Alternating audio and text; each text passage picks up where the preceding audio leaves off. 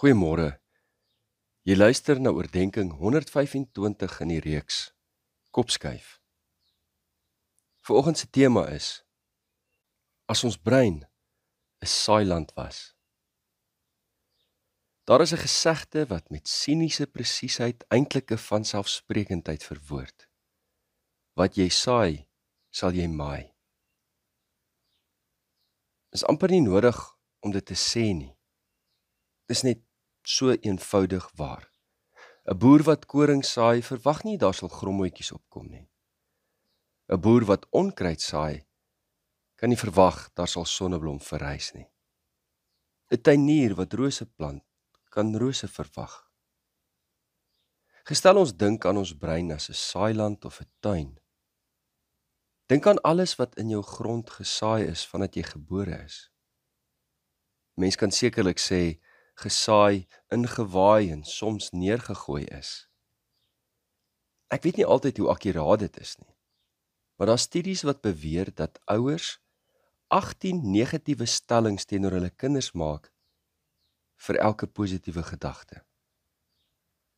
Op skool is die verhouding 12:1.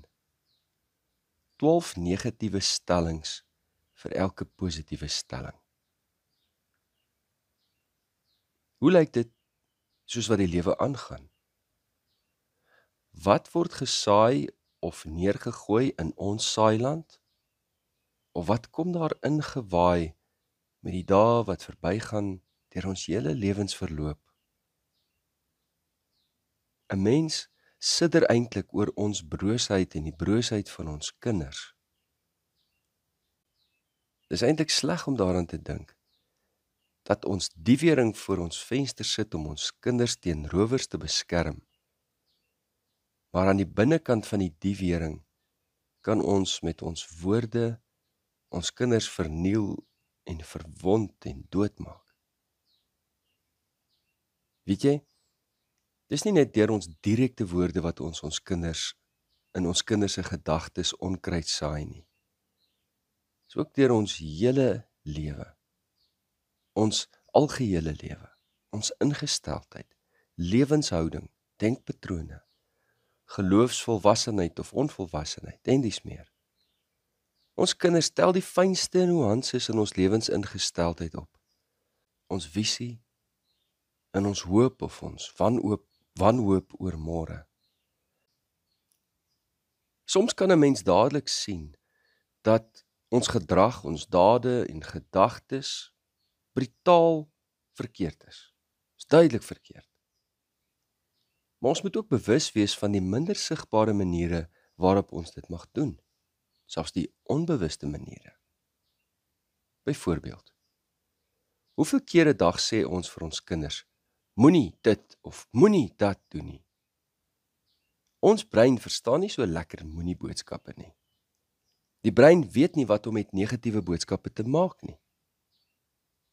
Voorbeeld, moenie uit daai boom uitval nie.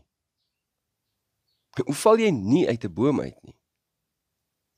'n Mens verstaan eerder 'n boodskap soos, klim tot by daardie tak of daardie hoogte, niks hoor nie, en maak seker jy het mooi vasdrap plek, en dat die takke stewig is voordat jy dit vertrou. Nou kan die brein verstaan, berekenings maak en iets daaruit leer. As ek nou vir jou vanmôre sê, moenie aan 'n pink olifant dink nie. Waaraan dink jy? Dis die eerste ding wat in jou gedagtes opkom, 'n pink olifant. Eendag staan ek met Daleen Luiten gesels, 'n maatskaplike werker wat later gespesialiseer het in kinderterapie. En ek kla by haar dat 2 van my kinders kort mekaar in die hare vlieg. Wonderlik, antwoord sy. Ek sê, nee, jy hoor my verkeerd. Ek sê, hulle beklei, nie hulle gee mekaar drukkies en swentjies nie. Wonderlik, herhaal sy met opgewondenheid in haar stem. Jy sien, Tinus, dit is die primêre ruimte waar kinders leer om konflik te hanteer.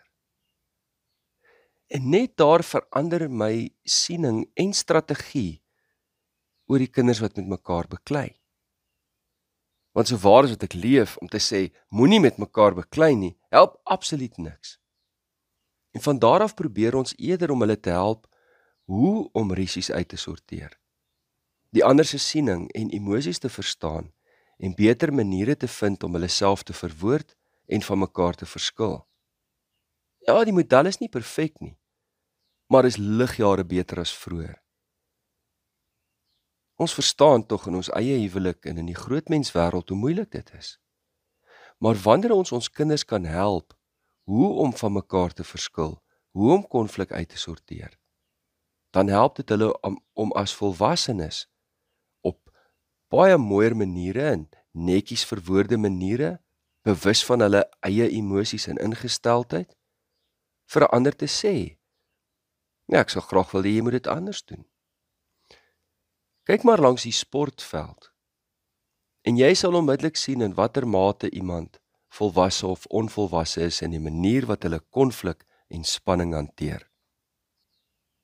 Gaan staan maar daar langs die veld van die billetjie rugby, die onder 8s en die onder 9s. Genigtig. Is nog maar klein seentjies wat rugby speel. Maar daai ouers langs die veld, dit lyk of hulle breine net afskakel. Of daar iets in hulle gebeur wat jy net eintlik nie kan verklaar nie.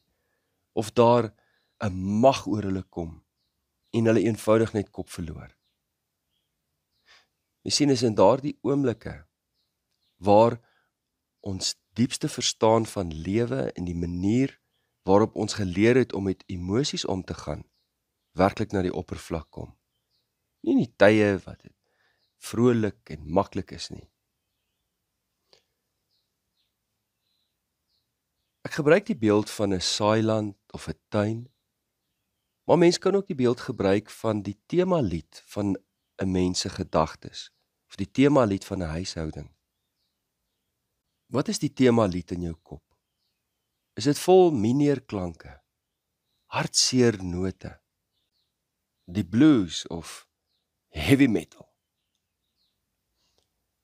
In die manier wat ons met mekaar praat, hoe ons gedagtes rig, die besluite wat ons neem, kan ons die temalied van ons lewens verander na ligklassiek, na gospel, na opgewektheid, waar daar hoop en inspirasie is.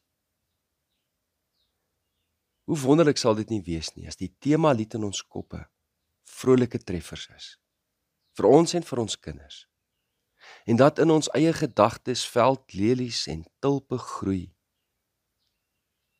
en daar in die goeie grond lewe voortkom, nie alleen vir ons nie, maar ons kinders en ons kindskinders, want seer sekerlik,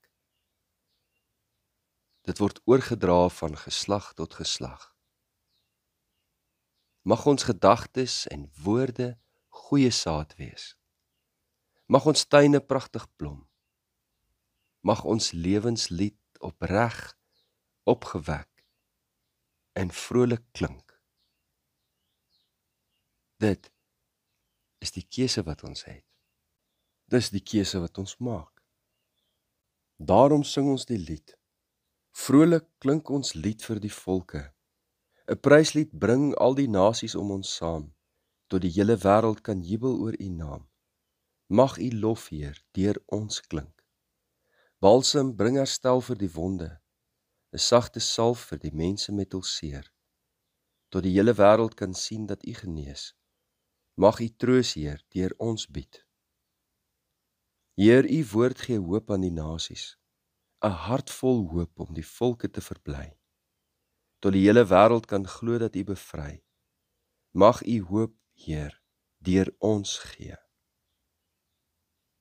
Kom ons bid saam. Hemelvader, laat u lig helder in ons skyn, 'n vreugdeglans in ons, om ons eie gedagtes, ons eie lewe, die lewe van ons huismense, ons familie, ons vriende en so die hele wêreld te verlig, totdat almal kan sien, u is die lig. Mag u lig, Heer, deur ons skyn.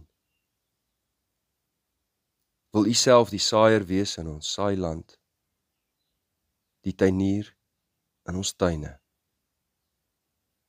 Dit bid ons in Jesus naam. Amen. Liefde en 'n geseënde dag verder.